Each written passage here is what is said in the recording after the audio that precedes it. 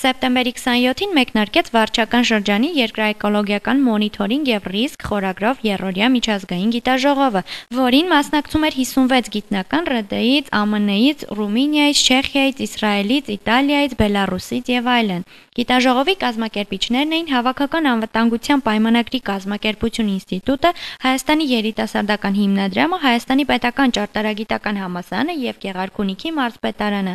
Հիմնադրամի հոգաբարձուների խորհրդի համակարգող ազգային ժողովի падգամավոր Կարեն Ավագյանը կարևորեց նման գիտաժողովների կազմակերպումը։ Այս միջոցառումը համակազմակերպիչ դարձավ, որովհետև իր գործունեության մեջ կարևորվում են նաև բնապահպանական խնդիրները, իսկ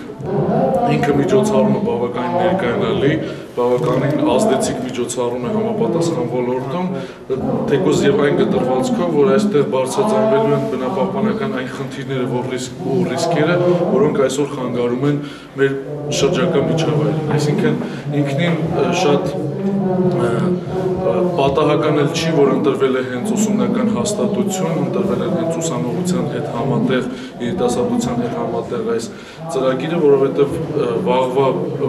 փաստորեն տերերը երիտասարդներն են եւ իրենք պետք է այսօրվանից շատ հստակ պատկերացում ունենան այն բոլոր խնդիրների ու ռիսկերի մասին, որը կա մեր արտաքին միջավայրում բնապահպանական խնդիրների տեսքով։ Երրորդյա գիտաժողովի շրջանակներում քննարկվեցին մի շարք թեմաներ, օրինակ Սևանի ջրային ավազանի ներկա վիճակը, մարդածին ազդեցության հետևանքով ջրային ռեսուրսների էկոհամակարգի փոփոխությունները, քիմիական տեխնոլոգիական օբյեկտների ռիսկերի գնահատման մոդելները, խոշոր վթարների դեպքում լճերի և ջրամբարների ռադիոակտիվ աղտոտման կանխարգելումները և այլ հարցեր։ Շեշտադրվող թեմաներից էր նաև երկրաբանական միջավայրի վրա բիզնես գործունեության հետևանքն ու վտանգները։ Հավաքական անվտանգության պայմանագրի կազմակերպություն ինստիտուտի Հայաստանի ազգային ներկայացուցչության տնօրեն Նվեր Թորոսյանը կարևորեց, որ քննարկվող թեմաները բավականին ընդգրկում են։ Միջազգային գիտաժողովը նվիրված է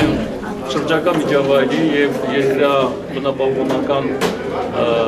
խնդիրների, տարածաշրջանային խնդիրների ռիսկի և մոնիտորինգի վերլուծությանը։ Գիտաժողովին հրավիրված են 17 երկրների գիտնականներ, մասնակցում են նաև տեղի գիտնականները և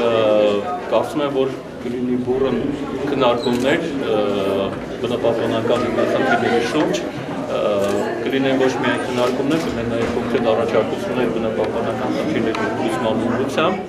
Գիտաժողովին հայ և օտարերկրյա մասնագետները հանդես եկան 50-ից ավելի գիտական զեկույցներով։ Հնչած լավագույն զեկուցումները հրատարակվելու են ԱՄՆ քիմիական տեխնոլոգիաների և ռումինական շրջակա միջավայրի պահպանության ամսագրերում, ինչպես նաև Հայաստանի ճարտարագիտական ակադեմիայի լրաբերում։ Գիտաժողովի շրջանակներում մասնակիցները այցելեցին նաև Սևանալիճ և Արարատյան դաշտավայր, Աղութ հողեր։ Հայաստանի երիտասարդական հիմնադրամի հասարակայնության հետ կապերի ծառայություն։